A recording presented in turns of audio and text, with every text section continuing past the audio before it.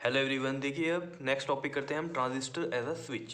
देखो स्विच का आप सभी को पता है क्या काम करता है। तो switch is a device for the on और off the current in circuit. मतलब सर्किट में करंट को ऑन और ऑफ करने के काम आता है स्विच। तो ट्रांजिस्टर भी एज अ स्विच यूज़ करते हैं। तो देखो इसको समझते हैं कि कैसे ये स्विच की तरह काम करता है। देखो इसका जो ये डायग्राम है ये बिल्कुल सेम डायग्राम मैंने बनाया है जो कि आपने अभी ट्रांजिस्टर कैरेक्टरिस्टिक्स में बनाया था। ठीक है, तो देखो ये वाला जो डायग्राम है इसमें आप ये जो वोल्ट मीटर और ये जो एम मीटर और ये वोल्ट मीटर अगर चाहो तो ये हटा सकते हो यहाँ से। ठीक है, लेकिन आपको कोई कन्फ्यूजन ना हो इसलिए मैंने वो सेम डायग्राम यहाँ पर बनाया है जो कि ट्रांजिस्टर कैरेक्टरिस्टिक्स में बनाया था। वहाँ भी वो एनपीएन ट्रांजिस्टर था कॉमन एमीटर वाला, यहाँ पर भी ये एनपीएन ट्रांजिस्टर है कॉमन एमीटर वाला। ठीक है, तो घबराने की कोई बात नहीं है इसमें। ठीक, अब देखो जरा ये काम कैसे करता है इस चीज़ को समझना है। ये डायग्राम तो पता चल गया बिल्कुल सेम वही है डायग्राम जैसे कि हमने पहले बनाया हुआ है। ठीक, तो देखो to understand the operation of transistor as a switch we use NPN transistor with common emitter transistor. हमने कौन सा यूज किया है यहाँ पर? NPN transistor with common emitter, जिसमें कि आपको ये सब पता है कलेक्टर एमीटर जंक्शन हमारा रिवर्स बायस होता है और ये बेस एमीटर जंक्शन हमारा फॉरवर्ड बायसिंग में जाता है। ठीक है,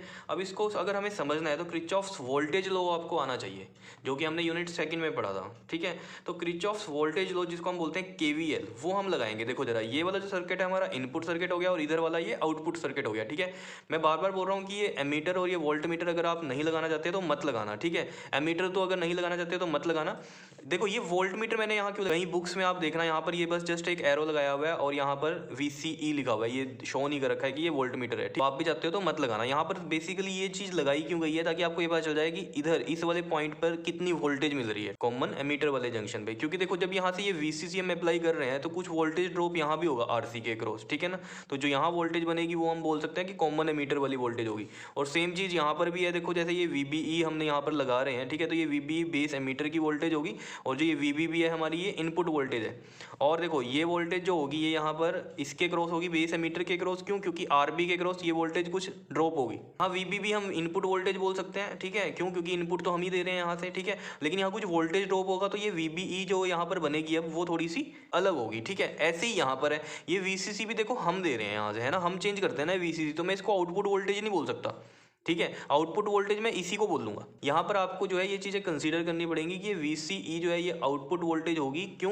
क्योंकि हमें इसके क्रॉस यहाँ से वोल्टेज मिलेगी। ये जो यहाँ से तो ये तो हम चेंज कर रहे हैं खुद ही, लेकिन ये जो वोल्टेज मिलेगी यहाँ पर ये क्या होगी? आउटपुट वोल्टेज होगी। अब जैसे यहाँ पर भी हम इनपुट वोल्टेज किसको कंसीडर कर रहे हैं? इस VBB को, क्योंकि यहाँ से हम दे रहे हैं ये चीज़। लेकिन यहाँ से भी ये हम ही चेंज कर रहे हैं तो इसको मैं आउटपुट नहीं बोलूँगा, आउटपुट ये VCE को बोलूँगा क्योंकि यहाँ से जो वोल्टेज होगी ये कुछ यहाँ ड्रॉप होगी और फिर इसके क्रॉस जो वोल्टेज मिलेगी वो हमारी आउटपुट वोल्टेज होगी। क्या इतनी बात समझ में आई है? अब इतनी चीज ये क्यों कंसीडर किया हमने? क्योंकि अब हम KVL लगाना चाहते हैं। अब देखो KVL इस लूप में लगाएंगे, यहाँ पर इस लूप में हम ये KVL लगाएंगे। ठीक है, अब देखो ये जो प्लस और ये माइनस है ये मैंने कैसे लगाया? देखो आपको पता है करंट IB की डायरेक्शन ये है तो करंट ऐसे जा रहा होगा, ऐसे कब जाता है? प्लस टू माइनस, तो ये प्लस माइनस हो गया। ठीक है, अब यहाँ पर भी अगर हम कंसीडर करें तो ये करंट इसी तरीके से मूव कर रहा है, इस तरीके से। ठीक है, तो ये कैसे जा रहा होगा? प्लस से माइनस। अगर ये चीज़ आप यहाँ नहीं लगाना चाहते तो आप सिंपली ऐसे सोच सकते हो कि यहाँ पर ये इतना पार्ट जो है ये हमारा किसका है? VBE का है। तो ये हमारा प्लस हो गया, ये माइनस हो गया। इस तरीके से सोच सकते हो कि इसके क्रॉस ये VBE वोल्टेज है। ये जस्ट ए वोल्ट मीटर में कि हम रीड आउट करेंगे इसको, इसलिए इस तरीके से हमने लगा दिया है। ठीक है, और जैसे कि मैंने आपको बोला है कि आपका अगर मन नहीं है ये वोल्ट मीटर लगा इस टॉपिक के अकॉर्डिंग तो आप मत लगाओ, आप डायरेक्ट इसे कर सकते हो। यहाँ पर ये VBE है इस तरीके से। ठीक है, अब देखो समझो इस बात को। अब हम यहाँ पर क्या कर रहे हैं? ये लूप लगा रहे हैं। ठीक है, अब ये जो लूप लगाई है हमने इस तरीके से, आपको पता है जो पहले साइन अगर होता है वो चीज़ आती है। तो देखो यहाँ पर हमने ये लिख रखा है यूजिंग किरचॉफ वोल्टेज लॉ कि for the input circuit in case of silicon transistor जो VBE होती है हमारी वो 0.6 से 0.7 के लिए यूज़ करते हैं। मतलब इसमें ये ऑपरेट होता है सिलिकॉन ट्रांजिस्टर 0.6 से 0.7 के बीच में। ठीक है, अब देखो पहले सबसे पहले यहाँ हम किरचॉफ वोल्टेज लॉ लगाते हैं। देखो जब हम यहाँ से चले तो पहले क्या कर हो गया? ये माइनस का VBB, तो यहाँ पर देखो माइनस का VBB आ गया यहाँ पर हमारे पास। ठीक है, अब देखो ये प्लस का क्या आएगा यहाँ पर? देखो अब देखो ये करंट IB ऐसे है। ठीक है, तो IB यहाँ से भी ऐसे ही चल रहा है, समझ रहे हो बात को? तो ये वोल्टेज ही देखनी है हमें यहाँ पर। तो वोल्टेज क्या होगी? V इक्वल टू क्या होता है? IR। अगर आपको किरचॉफ वोल्टेज लॉ आता है तो आपको पता होगा कि ये मैं क्या कर रहा हूँ। ठीक है, तो यहाँ पर क्या आएगा आपके पास? IB RB, क्योंकि ये वोल्टेज ड्रॉप जो हो रही है यहाँ पर ये कितनी हो रही है? IB RB, तो यहाँ लगेगा IB RB और साइन आएगा प्लस का क्योंकि पहले साइन प्लस का कर हो रहा है। फिर हम इस साइड आए तो यहाँ पर क्या साइन अगर हो रहा है हमारे पास? प्लस का पहले, तो ये प्लस का VBE, समझ रहे हो बात को? एंड इक्वल टू 0, ये चीज़ होती है। अब आपको समझ में आया होगा ये मैंने यहाँ पर वोल्ट मीटर इस तरीके से क्यों शो किया ताकि आप KVL को समझ सको क्या है। ठीक है, और अब अगर समझ में आ भी गई है बात तो ये आप चाहो तो मत लगाना। ठीक है, ऐसे ही लिख देना बस ये VBE है, बस ये समझ लेना कि पहले साइन प्लस का है ताकि ये प्लस ही लो आप VBE को। समझ रहे हो बात को? तो ये लूप हमने यहाँ पर चलाई है, तो इस तरीके से ये इक्वेशन बनी है। तो आपको समझना है कि कैसे आई है ये इक्वेशन। तो ये चीज़ क्लियर हो जानी चाहिए। मैं बार बार बोल रहा हूँ कि यहाँ ये वोल्ट मीटर क्यों दिखाया है मैंने, सिर्फ केवीएल के लिए, ठीक है? क्योंकि कई बच्चों को इस तरीके से ये चीज़ समझ नहीं आती जो ये मैंने यहाँ पर बनाई है, कि अगर मैं ये ना लगाऊँ यहाँ पर, नॉर्मल एरो डाल देता कि ये वीबीई है, तो उनको ये नहीं पता चलता ये प्लस में क्यों कंसीडर किया। क्योंकि ये देखो ना, ये करंट ऐसे जा रहा है ऐसे, ठीक है? तो ये टर्मिनल यहाँ पर ये प्लस का बनेगा, ये वाला माइनस का बनेगा। तो ऑब्वियस बात है, यहाँ जो वोल्टेज होगी ये कौन सी बोली हमने, वीबीई। समझ रहे हो? तो ये प्लस में लिख दिया V B E equal to में 0। क्या इतनी बात समझ में आई है?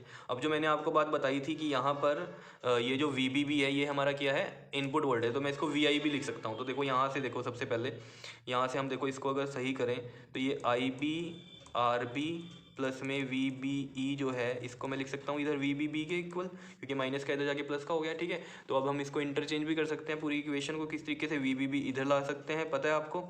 और ये वाली पूरी टर्म इधर चली गई। ये पता है ना आपको कैसे एक्सचेंज हो जाती है पूरी की पूरी टर्म?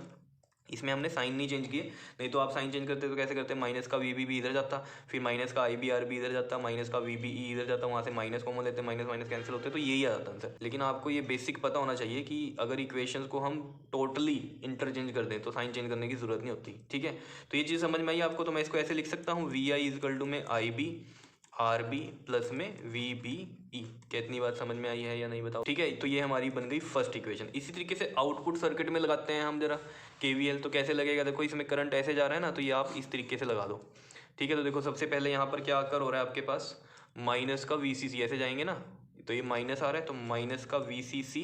फिर यहाँ पर देखो ये प्लस का साइन आकर क्यों हुआ है, क्योंकि यहाँ पर करंट इस तरीके से जा रहा है, ये देखो इसकी डायरेक्शन देखो ऐसे, ठीक है ना? इसीलिए हमने यहाँ पर ये प्लस लगाया और यहाँ पर भी प्लस लगाया। करंट की डायरेक्शन ऐसे जा रही है, और ये करंट हमेशा कैसे जाता है, प्लस से माइनस, क्योंकि देखो ना आईसी ऐसे जा रहा है, तो ये ऐसे ही जा रहा होगा ना इस तरीके से आईसी।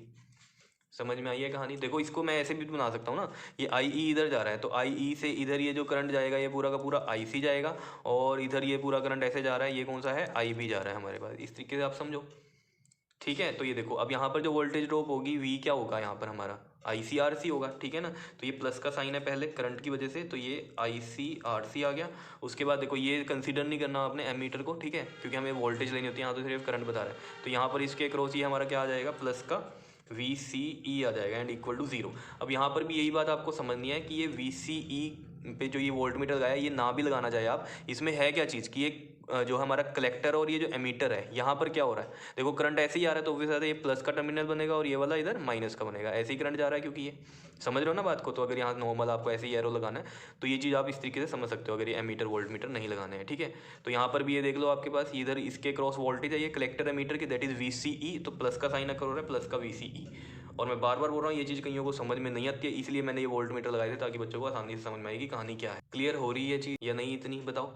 ठीक है, तो अब यहाँ से वीसीसी जो चेंज होगी ऑब्वियसली बात है उसके बाद यहाँ पर क्या होगा, ये वोल्टेज ड्रॉप भी होगा। तो वोल्टेज ड्रॉप होकर फिर यहाँ वोल्टेज कुछ और ही होगी ना, और यहाँ पर जो ये VCE है इसको ही आउटपुट बोल लेंगे, क्योंकि ये हमें मिल रही है यहाँ पर आउटपुट। समझ रहे हो ना? ये तो हम ही खुद चेंज कर रहे थे ये सब चीज़ें, लेकिन यहाँ पर ये वोल्टेज हमें मिल रही है। तो आपको याद क्या रखना है, VBB को इनपुट बोल देंगे और VCE को आउटपुट बोल देंगे, ठीक है? तो अब देखो यहाँ पर, अब अगर हम यहाँ से VCE की वैल्यू निकाल लें तो क्या आ जाएगी, VCE की वैल्यू दिख रहा है सभी को?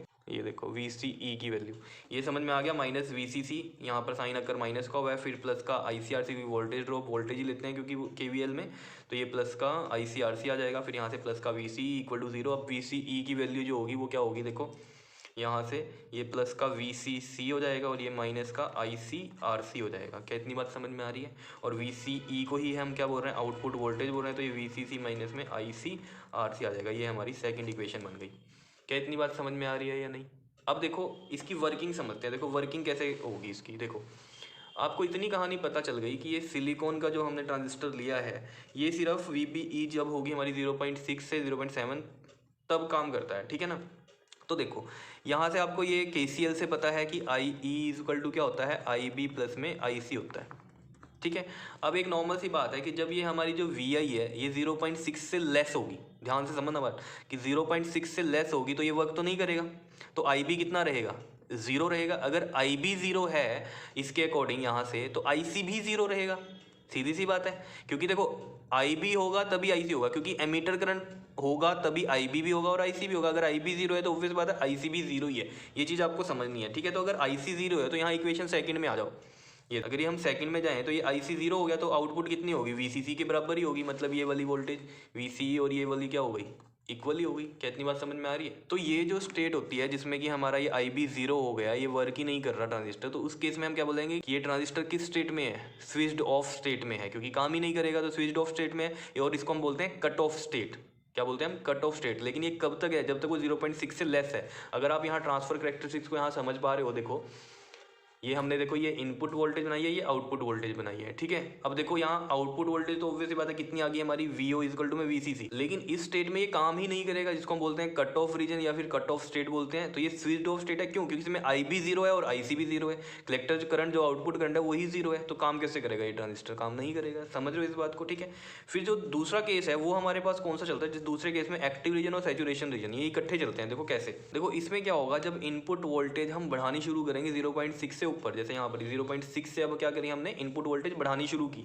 अब ये VO जो होगा ये डिक्रीज होना शुरू होगा। क्यों डिक्रीज होना शुरू होगा? देखो अगर हम कह रहे हैं VI बढ़ा रहे हैं हम 0.6 से ऊपर, तो ऑब्वियसली बात है ये वर्क करेगा अब, ठीक है। ये वर्क करेगा तो IB कुछ होगा, अगर IB कुछ है तो IC भी होगा। अगर हम कह रहे हैं ना कि IB इंक्रीज कर रहा है एक तरह से, तो IC भी इंक्रीज करेगा जैसे जैसे हम वोल्टेज बढ़ाएंगे 0.6 से ऊपर। तो देखो होगा क्या यहाँ पर, अगर आप इक्वेशन सेकंड को देखो, अब अगर IC भी बढ़ रहा है तो देखो इस VCC में से ये IC यहाँ पर अगर इंक्रीज हो रहा है तो ये टोटल चीज़ भी बढ़ेगी।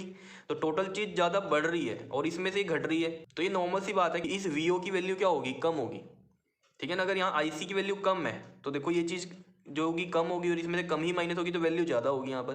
लेकिन अगर ये IC ज़्यादा है, बढ़ रहा है ये, ठीक है, तो ये वाली वैल्यू भी क्या हो रही है? बढ़ रही है। और इसमें से जब ये बढ़ी हुई वैल्यू माइनस आएगी तो आंसर तो छोटा ही आएगा ना। तो ये VO क्या हो रही है? डिक्रीज हो रही है। तो ये देखो 0.6 से 1 वोल्ट तक, जब हम 1 वोल्ट तक बढ़ा रहे हैं तो ये देखो ये क्या कर रही है? डिक्रीज कर रही है। क्या इतनी बात समझ रहे हो? ये डिक्रीज कर रही है कौन सी? आपकी VO। तो ये होता है हमारा एक्टिव रीजन। कौन सा होता है ये? एक्टिव रीजन, जिसमें ये वोल्टेज क्या हो रही है? आउटपुट वाली ये डिक्रीज कर रही है। लेकिन कब तक? जब तक हम VI 1 वोल्ट कर रहे हैं, ठीक है। अब 1 वोल्ट पे क्या होगा? जब तक हम 1 वोल्ट कर रहे हैं तो ये IC जो होगा मैक्सिमम होगा। अब ये जब मैक्सिमम की कंडीशन आ गई, इस केस में क्या होगा? ये सैचुरेशन रीजन में जाएगा। सैचुरेशन रीजन में क्या होता है कि हम अब क्या हो रहा है? बढ़ाते जा रहे हैं इनपुट, बढ़ाते जा रहे हैं, बढ़ाते जा रहे हैं, बढ़ाते जा रहे हैं।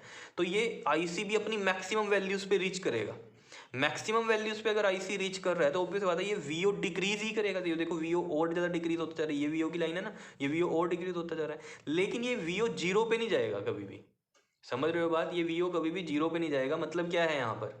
IC मैक्सिमम रहने वाला है और VO कभी 0 जाएगा नहीं। तो ये होता है हमारा सैचुरेशन रीजन, और जिसको हम बोलते हैं ये स्विच्ड ऑन स्टेट होती है। क्लियर है बात? इतनी समझ में आई है कहानी? ठीक है, तो इसको समझ लेते हैं। देखो ये तो आपको समझ में आ गई KVL KCL किस तरीके से लगाया है ये हम। देखो ये जो अभी मैंने आपको समझाया है यही सब यहाँ लिखा हुआ है। केस फर्स्ट में देखो, अगर VI लेस रहेगा 0.6 वोल्ट से तो ऑब्वियसली बात है IB 0 रहेगा, क्योंकि ये वर्क ही नहीं करेगा तो ये IB 0 रहेगा। IB 0 है तो IC भी 0 ही होने वाला है।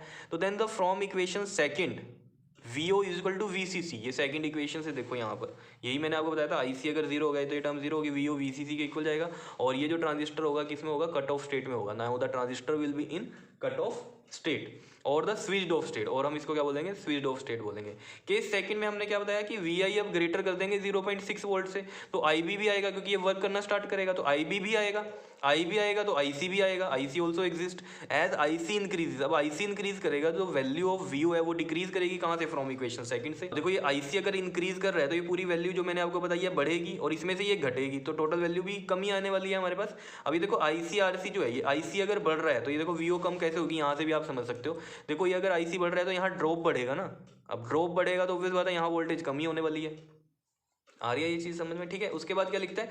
With increase in VI IC increases. अब देखो, अब अगर आप VI इंक्रीज करोगे तो ऑब्वियस सी बात है क्या होगा? देखो 0.6 से ही बढ़ाते जा रहे हैं ना अब हम, ठीक है। तो VI और ज़्यादा इंक्रीज करोगे तो IC इंक्रीज करता रहेगा और VO डिक्रीज भी करता रहेगा। कब? जब तक VI हमारा 1 वोल्ट नहीं आता, ठीक है। तो ये देखो 1 वोल्ट तक ही यहाँ पर हमने दिखाया है, 1 वोल्ट तक ये क्या हो रहा है? डिक्रीज हो रहा है। VO क्या कर रही है? डिक्रीज हो रही है, ठीक है। और ये स्टेट जो होती है हमारी कौन सी होती है? Active state. यही लिखा हुआ है in this situation the transistor is in active state. बढ़ाते बढ़ाते कितना? 1 वोल्ट तक आ गए तो VO भी डिक्रीज कर रहा है। ये वाला हो गया हमारा एक्टिव स्टेट, ठीक है, एक्टिव रीजन इसको बोल रहा है। अब जो सिचुएशन आती है, now the situation comes that the IC is maximum. अब एक सिचुएशन आएगी कि IC सबसे ज्यादा होगा और V0 क्या होगा? डिक्रीज करेगा टुवर्ड 0। अब देखो IC मैक्सिमम हो गया 1 वोल्ट के बाद, तो क्योंकि वोल्टेज तो बढ़ती जा रही है 1 वोल्ट के बाद भी, ये VI इंक्रीज होता जा रहा है, तो IC मैक्सिमम पे है और ये VO डिक्रीज करता जा रहा है। लेकिन ये 0 नहीं होगा कभी, यही बोल रखा है। When the VO is decreases towards 0, 0 की तरफ जा रहा है, बट नेवर बिकम 0, लेकिन कभी 0 नहीं होगा। Now the transistor is in saturation state और स्विच ऑन स्टेट। अब ये मत समझना कि यहाँ आउटपुट वोल्टेज तो कम होती जा रही है, मेन हमें करंट को देखना है, करंट क्या हो रहा है मैक्सिमम इस वाली रीजन में, ठीक है। तो ये सैचुरेशन रीजन वाला हमारा कौन सा होता है, स्विच ऑन स्टेट होता है, जिसको हम सैचुरेशन स्टेट भी बोलते हैं। तो यही लिखा हुआ है कि now the transistor is in saturation state और स्विच ऑन स्टेट। क्या इतनी बात समझ में आई है या नहीं बताओ। ट्रांसफर कैरेक्टरिस्टिक्स होती हैं जो यहाँ पर बनाई हुई है, इससे आपको बहुत कहानी क्लियर हो जाती है, यहीं से ही सारी चीज़ें समझ में आती है, आप थ्योरी खुद से लिख सकते हो। तो यहाँ पर ये जो हमने लिखा हुआ है, ये लिखा हुआ है so the low input state, जो लो इनपुट स्टेट होती है उसमें क्या होगा, लो इनपुट स्टेट ये वाली, इनमें क्या हो रहा है, लो इनपुट है तो switch is the transistor off होगा, and in high input state switch is it on, और हाई इनपुट पे, ये हाई इनपुट पे क्या रहेगा, ये स्विच ऑन रहेगा। This indicate that transistor act as a switch. क्या इतनी बात समझ में आई है, ठीक है। तो ये पूरी कहानी आप इस कर्व से ही समझा सकते हो कि 0 से 0.6 में क्या रहेगा, ये कट ऑफ रीजन में रहेगा, मतलब ये वर्क नहीं करेगा, स्विच्ड ऑफ स्टेट है, क्योंकि इस केस में IB 0 होगा, IC 0 होगा, और VO इक्वल टू VCC रहेगा, ये मैक्सिमम पे है, लेकिन करंट क्या है यहाँ पर 0 है, IC चाहिए ना हमें, तो IC तो 0 है। फिर उसके बाद 0.6 से 1 वोल्ट के बीच में ये एक्टिव स्टेट में जाता है, क्योंकि यहाँ पर क्या होगा, आपके पास करंट इंक्रीज करेगा IC के केस में, और ये VO डिक्रीज करता रहेगा, कहाँ तक करेगा ये, जब तक हम VI 1 वोल्ट कर रहे हैं। उसके बाद क्या होगा, जैसे हम वोल्टेज और बढ़ानी शुरू करेंगे 1 वोल्ट से, फिर क्या होगा, IC मैक्सिमम होगा उस टाइम पे, ठीक है। 1 वोल्ट से आगे जितनी भी वोल्टेज VI देंगे हम, उस केस में क्या होगा, IC मैक्सिमम होगा। IC मैक्सिमम है, लेकिन ये जो VO है ये क्या होगा, ये डिक्रीज ही होता रहेगा टुवर्ड्स 0, लेकिन कभी 0 नहीं होगा, ठीक है ना। तो यही चाहिए हमें, यहाँ पर मैक्सिमम करंट चाहिए, और इसी को हम इसलिए बोलते हैं ये स्विच ऑन स्टेट है, जिसको हम सैचुरेशन रीजन बोलते हैं। बताओ जी, कर लोगे इसको, ठीक है। तो ये अच्छे से नोट कर लेना, ठीक है। मैं एक बार ये आपको दिखा देता हूँ इस तरीके से, ठीक है। तो ये अच्छे से नोट कर लेना, बस डायग्राम में कंफ्यूज ना होना, क्योंकि ये डायग्राम में मैंने क्या किया है, एमीटर और वोल्ट मीटर बना दिए हैं साथ में, ठीक है। अगर आप बुक्स वगैरह में देखोगे तो ये नहीं है, सिंपल एक एरो से ये वोल्टेजेस बनाई हुई है VB और VCE की, ठीक है। मैंने सिर्फ ये वोल्ट मीटर वाले इसलिए बनाए हैं ताकि आपको किरचॉफ वोल्टेज लो बड़ा आसानी से समझ में आ सके, ठीक है। बाकी तो कुछ भी नहीं है, बड़ा सिंपल सा है, कर लोगे इसको। तो ये था ट्रांजिस्टर एज अ स्विच, और बहुत ही इंपॉर्टेंट टॉपिक है ये, जरूर करके जाना पेपर के लिए। ओके जी, थैंक यू।